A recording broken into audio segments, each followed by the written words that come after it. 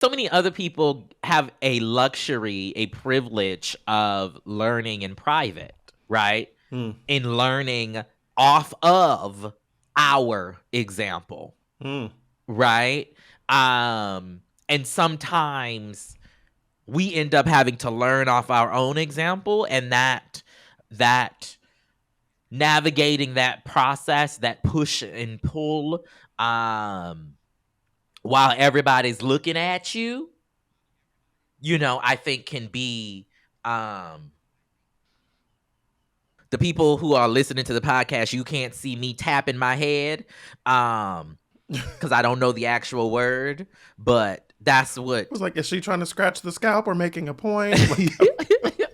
I just think it can do something to the mental, right? When you don't have the ability to consume new information, process it, and then act. Mm-hmm.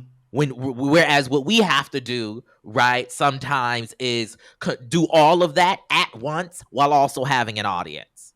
And being live. Yeah, sometimes, yeah. I actually think about this. I was trying to figure out how I wanted to talk about learning in public. And like, I think oftentimes we think about learning in public as like fucking up and getting corrected in public, right? But also, like, there are more ways to learn in public than that. Absolutely. Right. And I know for myself, like with my experience of depression and talking about that publicly and coming out about being HIV positive, it's been interesting to me to learn about depression in public, because anytime I like talk about depression, especially on social media, not so much on the show, but when I talk about depression, I always get like an overwhelming amount of outreach from people that then is like overwhelming in its own way, which makes me then not want to talk about it sometimes.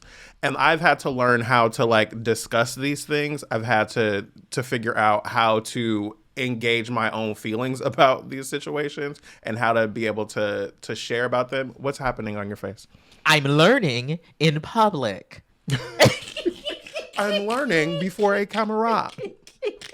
That has been something that has been really challenging for me though, because I recently did a post about depression and like the way I experience sadness and like my own avoidance of sadness, but like having gone through it and experienced it and then talking about it and then getting so much feedback from people, it also like it's been a weird loop of things to try to figure out how to talk about in public, but to also like protect myself and be safe, and give myself what I need when I'm sharing information about different things I'm experiencing. That's been something that's been its own unique challenge of kind of like learning how to do that in public. What's happening? I am just we obviously are seeing and thinking of, the concept of learning in public differently, right? Like what you just articulated Well, to go ahead. Well, I think like there are plenty of times when like I've messed up. I think like when the earlier times of you and I working together with gender, right? And like misgendering you and making sure to correct myself in front of an audience, right? Or having to like have these conversations on the show where we're like learning different things about even each other in public, right? And I think it's been an interesting journey. Right, but what I'm saying is what you just articulated about the type of learning that is, speaking about something, getting not negative, right, feedback from an audience, and then you Mm. having to, pick and choose how you tweak your behavior in response to it, whether that is, changing the language you use, whether that is picking and choosing what you choose to share publicly and what you don't choose to share publicly. To me, that type of learning is that feels that the stakes, let me put it this way, the stakes for that type of learning feel very different than the stakes, whether that's like, public stakes or like the private personal stakes feel different than the I am being corrected, right, in public, Mm-hmm. and having to do the necessary work to just navigate it. But as we get into the FANTI of all of this? The complex and complicado of it. I've been thinking about this in a lot of different ways. So one of the things that I actually think is great about learning in public, and this is kind of more fan than it is complicado, is that like it can be rewarding and validating to hear from others who are experiencing similar things or who are learning along with us, right? With me, with you, with whomever. There can be some great reward in being able to hear the feedback from people like, oh, that really helped me, or oh, I didn't know that either, or oh, I've said the same thing, or oh, I had to think about this in a different kind of way. There's some great like reward and validation in that, even if it came at the expense of like doing something wrong, saying something wrong, getting scolded, right? But that can be one of the things that makes it feel worth it sometimes for me. I mean, I think that there is that benefit of just like knowing better is like there.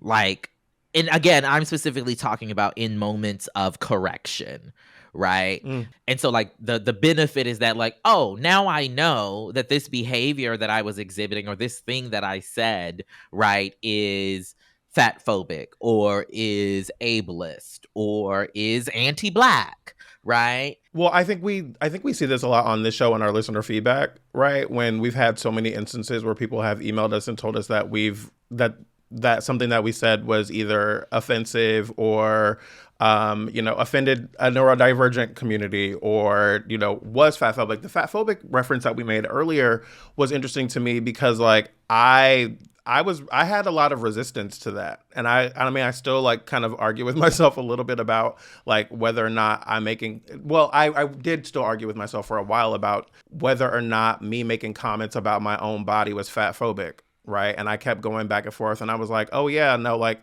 fat phobia can be turned internally, right? Or anti-blackness can be turned internally. The ways that we like judge other people can be turned against ourselves and oftentimes are turned against ourselves more than we turn them against others sometimes. And so like learning that was something challenging and frustrating, but also like it was something that I got something out of and had to think differently about my own body and how I talk about myself because of the feedback that we got from that. Have you ever in you saying that just made me think of like an instance in which there was some sort of correction that happened that you disagreed with? Like I'm thinking of I'm thinking of so earlier in the life of this show and earlier in the life of who I am, I used to interpolate, if you will, various words of the Spanish language into, my speech. Not you laughing. Um, and and somebody did a Twitter thread to me, and the show. You don't remember this, Jared? I remember parts of it, but I don't remember all the details. Somebody did a Twitter thread in which they basically said that I was making fun of their language, right? And like how it was, offensive. Now, in my eyes, it's an equal opportunity offender with the language over here. But I mean, I no longer do it in part because of that feedback, but also just because my linguistic prowess has expanded into other areas. But that was something that I was like, oh, like it's being received. This is something that's being received this way. It's hitting this particular way for this person. I disagree, not only because of my intention not being that, but also because I just don't think that that's what was happening. But still, nonetheless, making the decision to, acknowledge that, like, whether I disagree or not, that, like, you're doing something that could be perceived as like problematic or offensive, and like making the choice to like tweak that particular behavior.